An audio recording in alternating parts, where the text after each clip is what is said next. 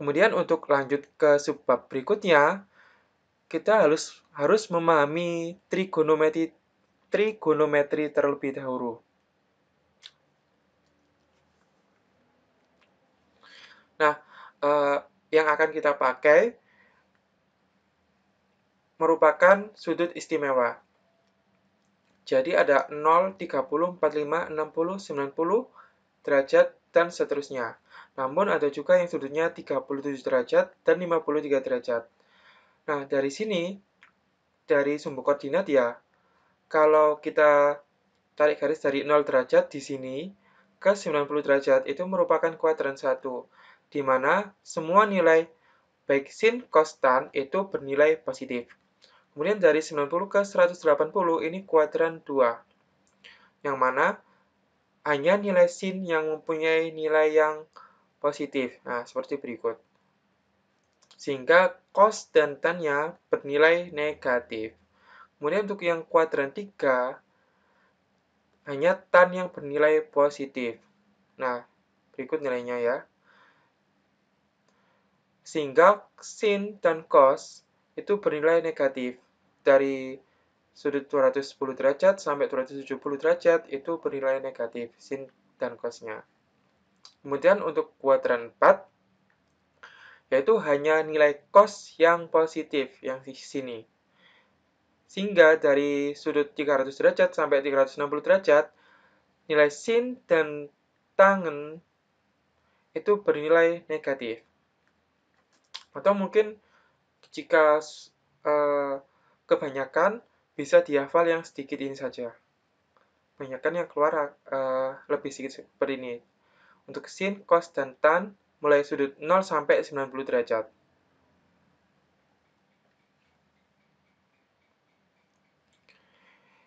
Caranya bagaimana? Jika ditanya, misal sin 30 derajat, maka di sini sin dan ini 30 derajatnya, nilainya setengah. Kemudian bagaimana jika cos 37 derajat, ini cosnya sampai ke 30 derajat yaitu 4/5. Nah, seperti itu ya.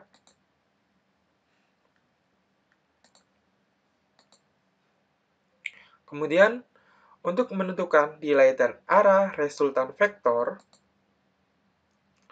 maka saya gambarkan terlebih dahulu. Jika saya mempunyai F1, kemudian F2 sebagai berikut. Kemudian kita proyeksikannya. Proyeksikan F2 sejajar dengan F2. Kemudian untuk F1 sejajar dengan F1 dimulai dari F2.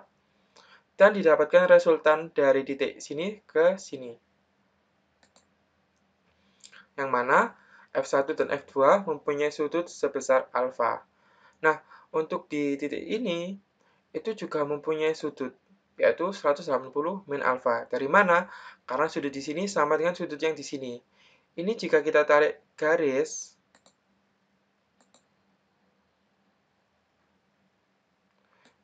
lurus, sini, ini dari sini ke sini kan 180, sehingga di sini 180 min alfa, sama dengan yang sini. Oke.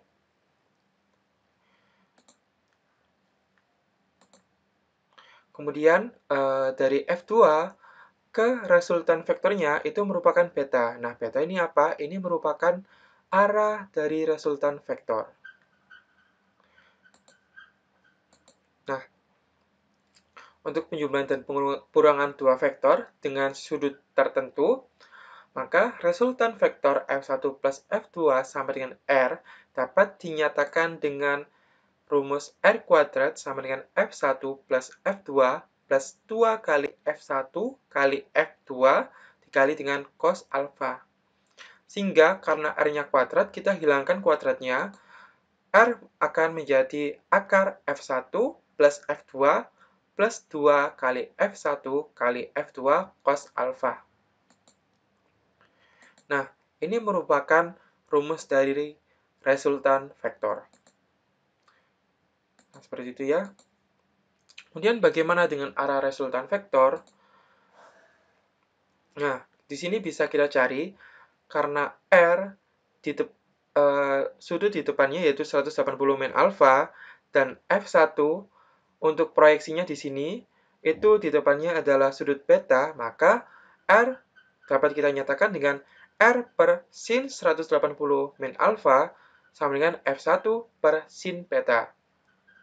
Nah, karena nilai sin 180 min alfa sama dengan sin alfa, maka yang sin 180 min alfa kita rubah saja menjadi sin alfa. Sehingga persamaan menjadi R per sin alfa sama dengan F1 per sin beta.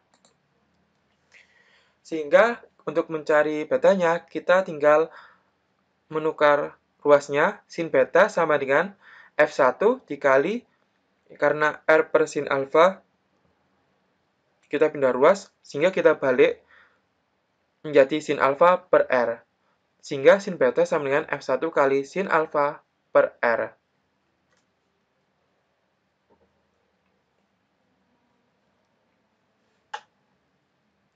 Nah, ini merupakan rumus dari arah resultan vektor.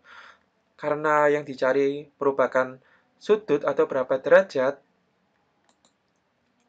yang mana beta merupakan sudut yang menunjukkan arah resultan vektor, maka kita dapat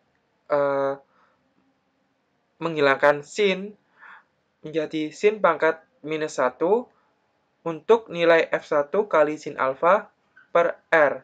Sehingga nanti jika menggunakan kalkulator atau mencari nilai sudutnya, bisa dicari tahu berapa derajat. Seperti itu. Misalkan di sini sin pangkat minus 1 atau arcus sin untuk nilai setengah, maka bisa kita ketahui dari tabel trigono tadi, sin yang punya nilai setengah di sini yaitu 30 derajat. Sehingga betanya bernilai 30 derajat. Oke, seperti itu ya.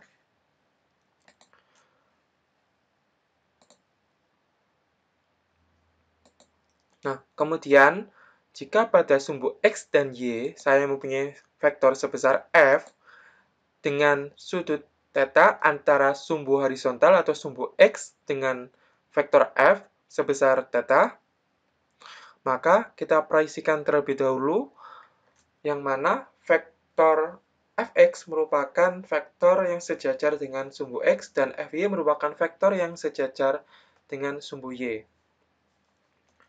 Untuk arah X, maka besar Fx sama dengan F cos theta. Dan pada arah Y, maka Fy sama dengan F sin theta. Ingat, jika theta di sini harus berhimpitan dengan sumbu horizontal atau sumbu X. Namun, boleh di sini, jika tidak berhimpit dengan sumbu X, maka berhimpit dengan sumbu Y. Kita balik, yang cos menjadi sin, yang sin menjadi cos. Oke, seperti itu ya. Dan nilai resultannya yaitu Fr sama dengan akar Fx kuadrat dijumlah dengan Fy kuadrat. Nah, untuk contoh yang lebih kompleks, yaitu ada pada sumbu koordinat, misal saya mempunyai F1 dengan sudut yang mengapit antara F1, dengan sudut beta antara sumbu X dengan vektor F1, maka kita proyeksikan terlebih dahulu menjadi F1X dan F2Y, kemudian F2 yang mempunyai sudut alfa. Alfa ini berdekatan dengan sumbu horizontal atau sumbu X, maka dapat kita proyeksikan untuk vektor F2, yaitu ada F2X dan F2Y. Kemudian F3. Nah, F3 ini sebenarnya cuma mempunyai nilai pada sumbu Y, yaitu min F3 sin 90 derajat. Yang mana ini kan yang pada sumbu X kan min F3 cos 90 derajat. Cos 90 derajat bernilai 0. Sehingga jika dia sejajar dengan satu sumbu koordinat, maka dia juga hanya mempunyai nilai pada sumbu koordinat tersebut saja. Nah, seperti itu. Untuk resultannya sama, kita gunakan Fr sama dengan akar Fx kuadrat plus Fy kuadrat. Dan arah resultannya yaitu tan theta sama dengan sigma Fx per sigma Fy. Silakan diingat-ingat untuk mencari resultan dan arah resultan tersebut.